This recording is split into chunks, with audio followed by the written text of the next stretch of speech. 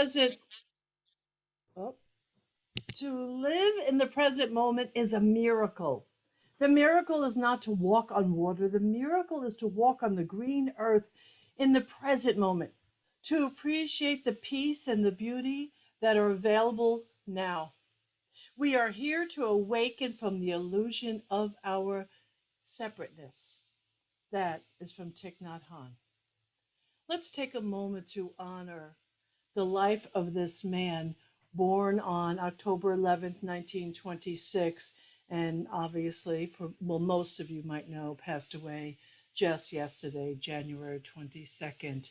Um, and he was a beautiful being with much influence.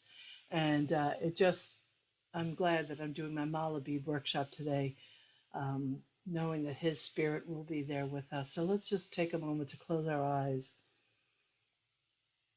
and to ponder upon the influence of this beautiful being. It's good to take time to appreciate those who have influenced you.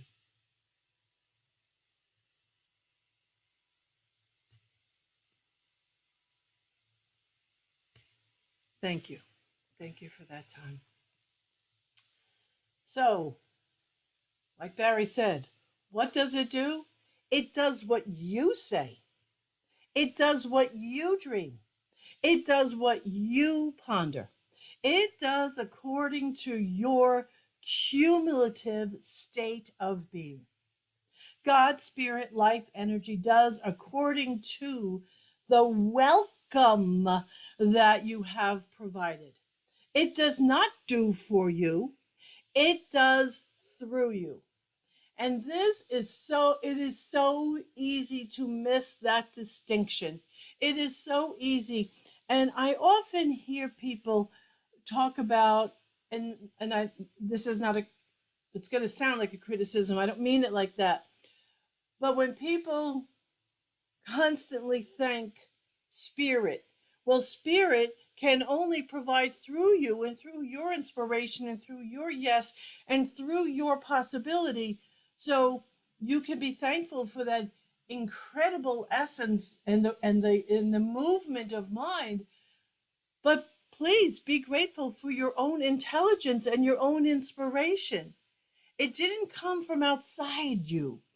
The intelligence that exists everywhere. The power that exists everywhere.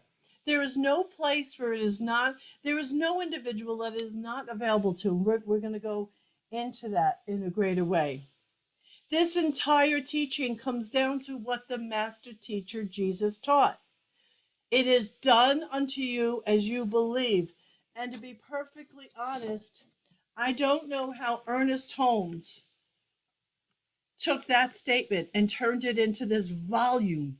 And I have all his books upstairs, some down here, but the volume of work he created, when the truth is, it comes down, it is done unto you as you believe. And maybe we don't take, we struggle with things that are simple. Maybe that's what's in the way. Maybe simple causes us to question things.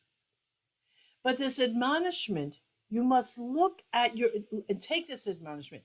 You must look at your life as a whole, not at the parts.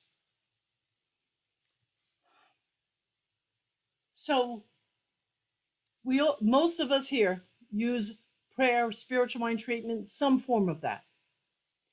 That's wonderful. It's wonderful. It's wonderful that you have this tool in your tool belt.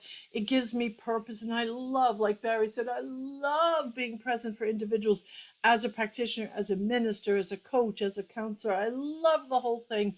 I love to love on you.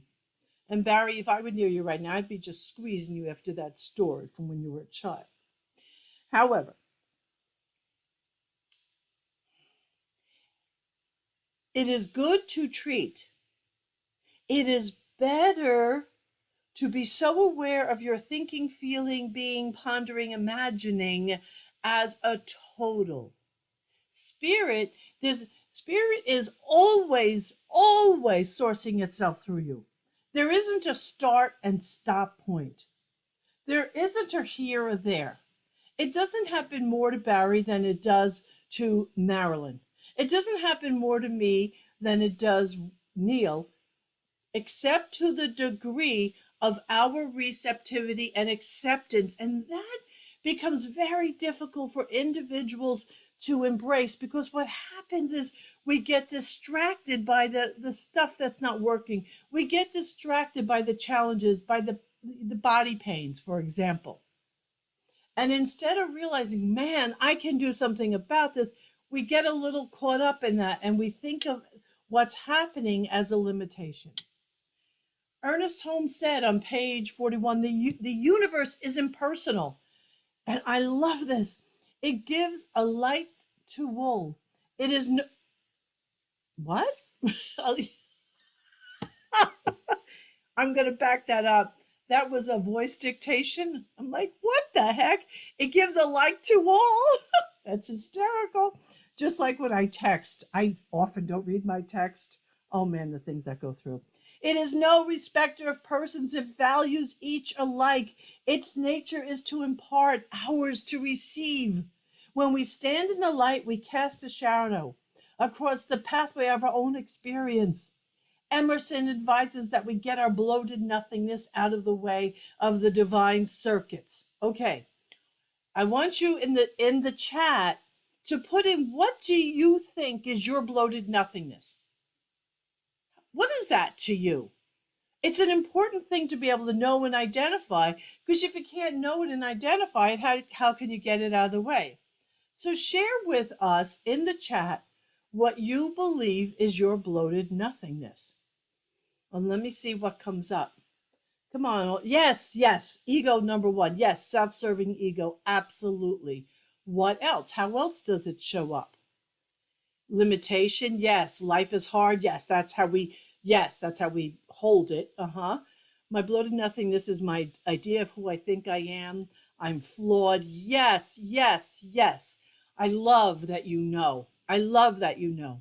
So after knowing, the part that becomes mildly challenging, not hard, I won't, maybe hard sometimes, is to not give those things power.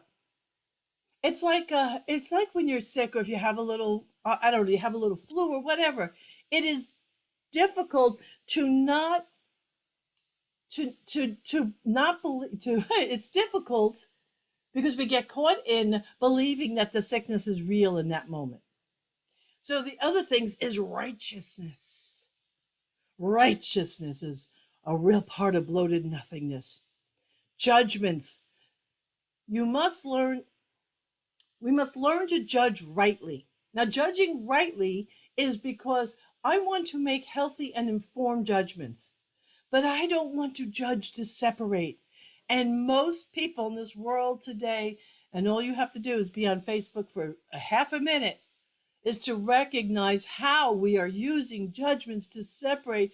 Dear God, when will we learn to be us without having to find fault with another? Oh my gosh. Our need to make others wrong so that we can create them as inferior and create ourselves as superior. It's a silent, quiet habit. All of these fall under that category of the bloated nothingness and arrogance. A long time ago, after making this mistake a few times, I learned to never say never. I learned never to say, oh, I will never need stitches.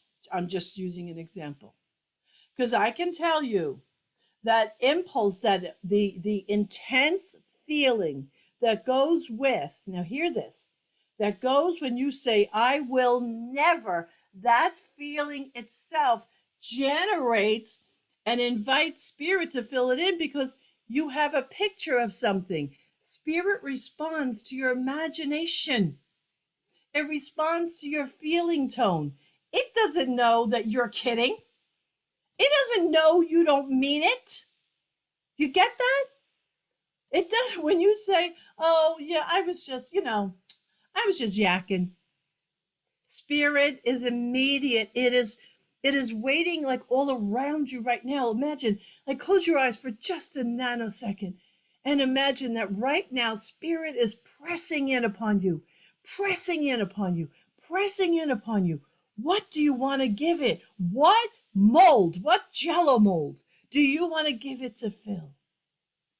It is constant, it is consistent, it is never ending. So, what it does according to your invitation. What are you inviting in? What are you inviting? Think about that. What are the divine circuits? I want you to answer that too. When oh, I threw it down there. When Holmes said that we want to allow for the divine circuits, what are your divine circuits? Put that in the chat if you will. For me, I'll spark this by saying, for me, one of the divine circuits is sacred inspiration. Is that yeah, there you go, inspiration. Yes. What are the other divine circuits that when you get out of the way you can entertain? Creativity, artistic expression, breath, oh yes. Ability, being vulnerable, yes. Oh, look at these things. Beautiful, beautiful, beautiful, beautiful. Yes. Connection, which is what this year is about. When Neil and I bought our house, we never treated to buy a house for the dollar we paid for this house. Not literally a dollar. When COVID hit, we didn't treat for the landlord to give us a number of months free rent or excuse me, half rent. But it came. When when when we wanted an opportunity to express ourselves in a new and different way, we didn't necessarily treat for that new and different way. It showed up, and it showed up as a new 501c3. This is still all God ordained, but it doesn't have to be this mental exercise of driving something. It can be allowance. When you have a state of acceptance, beautiful acceptance, and you live in that by doing practices. That's why we push for practices. The practices take care of the vessel, the whole vessel. You are the totality of your beliefs, your thinking, feeling, speaking, engagement. You are the totality. We cannot, we don't live in a silo. The total of who you are is what spirit is sourcing itself through. To return to a saint, wait a minute, I'm not doing that again. I want to make sure I haven't copied it wrong. So give me, give me a second. Keep your sense of humor on about you for a moment. uh, yeah, okay, I did have it correct this time. To return to a sane simplicity is one of the first and most important things to do. All humans receive some light, and this light is always the same light. There is one nature diffused throughout all nature, one God incarnated in all peoples. There is nothing but God. There is nothing but good. There is nothing but intelligence. There is nothing but love. There is nothing but the glorious genius that is. And here's the beautiful thing. Some of us love to have a very close relationship with this one, a divine, beautiful, close relationship. For some of us, we have practices. For me, I have my Buddhas, I have my crystals, I have my beads, I have my sage, I have my Tibetan bowls, because all of that, as I'm walking through my house, keeps me present to the divine relationship the way I want to create it. None of that is needed, though. It is not needed. I happen to love it. You can love the application of the intelligence, calling it intelligence, while I can love the application while calling it God. It is critical that we all learn to love each other as we are and as we are not, and to share in that way, and to be so expressive about the beauty and the presence in your own way, without finding fault, without judging. Spirit shows up as the totality of you. You, your thinking, is the only thing you must monitor. There is nothing but good, nothing but intelligence availing itself to you. Your receptivity, the mold you provide, that's what matters. And lastly, from page 45, and hopefully I got this one right, mental work is definite. Each state of thought taps the same principle. Each uses the same law, is inspired by the same spirit, but each draws forth a different result.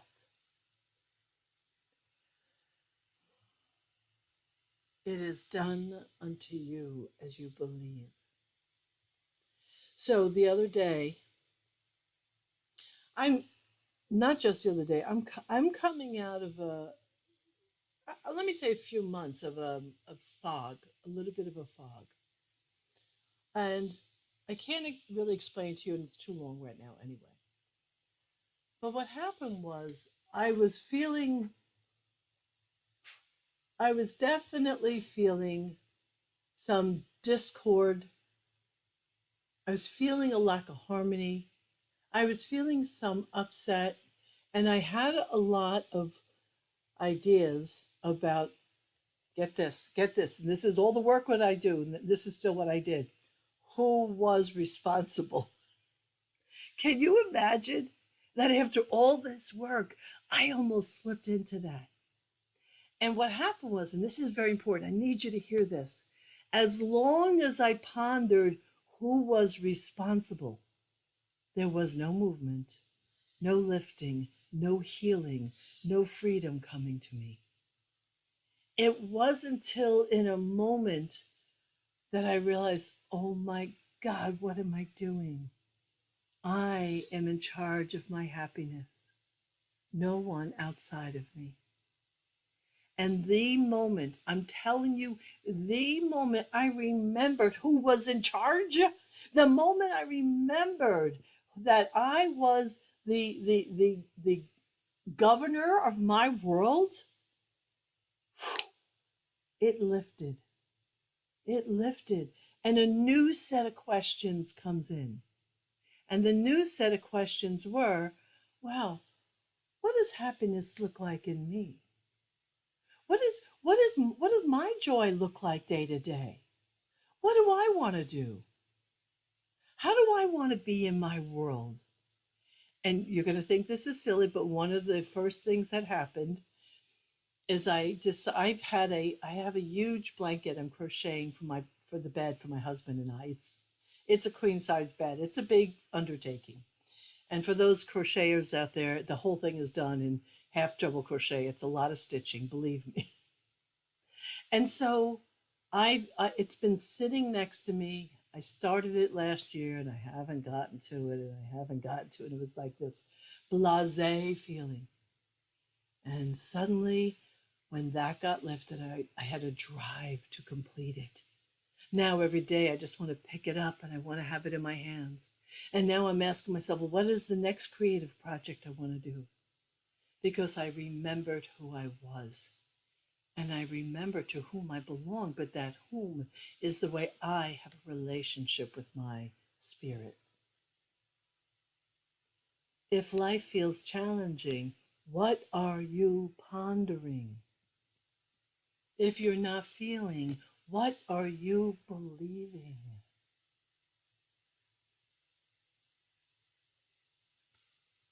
It's really, it's that simple if you can, if you're willing to look inside. Let's take this into prayer, will you? Everyone, put your hands on your body somewhere, please. I don't care if it's your face, your heart, a hug. Connect the words that I speak with a prayer, with the spiritual mind treatment. Connect the actual body to what you're feeling in the vibration of this treatment. Take a breath.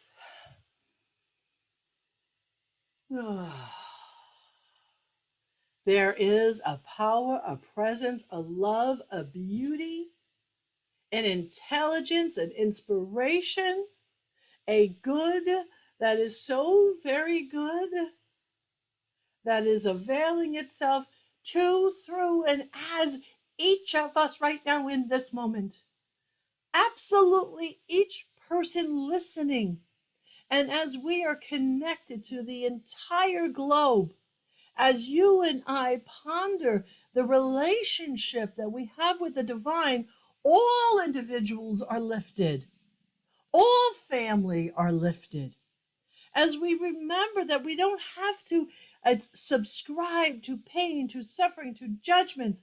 We don't have to subscribe. As we remember that we are lifted, our energy is lighter. Healing happens. Healing finds us right where we are when we remember who we are.